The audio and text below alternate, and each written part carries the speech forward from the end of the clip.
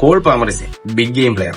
അങ്ങനെ അവസാനം പ്രശസ്തിയുടെ കൊടുമുടിയിൽ നിൽക്കുന്ന PSG തകർത്തുകൊണ്ട് ക്ലബ് വേൾഡ് കപ്പ് ഫൈനലിൽ ചെൽസി ജയിച്ചിട്ടുണ്ട്. കളിയെപ്പറ്റി പറയാൻ തുടങ്ങിയ ഒത്തിരി പറയാനുണ്ട്. നമ്മൾ ഇതുവരെ കണ്ട PSG അല്ല നമ്മൾ കണ്ടത്. ബട്ട് നമുക്ക് ഇതിൽ എടുത്തു പറയേണ്ട ഒരാളുണ്ട്. Yes, call Palmer. പുള്ളി ഒരു ബിഗ് ഗെയിം പ്ലെയർ ആണെന്ന് വീണ്ടും വീണ്ടും വീണ്ടും പ്രൂവ് ചെയ്തുകൊണ്ടിരിക്കുകയാണ്. അതായത് പുള്ളിയുടെ ഫൈനൽ സ്റ്റാറ്റ്സിൽ എടുത്തു കഴിഞ്ഞാൽ 6 ഫൈനലിൽ നിന്ന് മൊത്തം 8 ഗോൾ കോൺട്രിബ്യൂഷൻസ് ആണ് പുള്ളിക്കുള്ളത്. അതും ഒരു 23 വയസ്സുകാരൻ.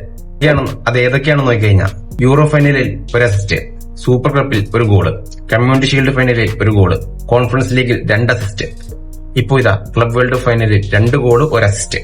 ഈ ഏജ് കാറ്റഗറി എടുത്തു നോക്കിക്കഴിഞ്ഞാൽ ഇത് വളരെ റയറസ്റ്റ് ഓഫ് റയറസ്റ്റ് ആയിട്ടുള്ള ഒരു സ്റ്റാറ്റ്സ് ആണ്. അതുകൂടാതെ ക്ലബ് വേൾഡ് കപ്പിലെ player of the tournament, man of the match, അങ്ങനെ. സോ നമുക്ക് നിസ്സംശയം പറയാം പുള്ളി ഒരു ബിഗ് ഗെയിം പ്ലെയർ തന്നെയാണ്. എനിവേ ചാമ്പ്യൻസ് ലീഗ് ശാപം എന്നുള്ള ഒരു മിത്ത് PSG പിടികൂടിയുണ്ടെന്ന് എനിക്ക് തോന്നുന്നത്. അതെന്താണെന്ന് നമുക്കൊരു വീഡിയോ പറയാം. എന്താണ് ക്ലബ് വേൾഡ് കപ്പ് ഫൈനലിനെ കുറിച്ച് നിങ്ങൾക്ക് തോന്നിയത്?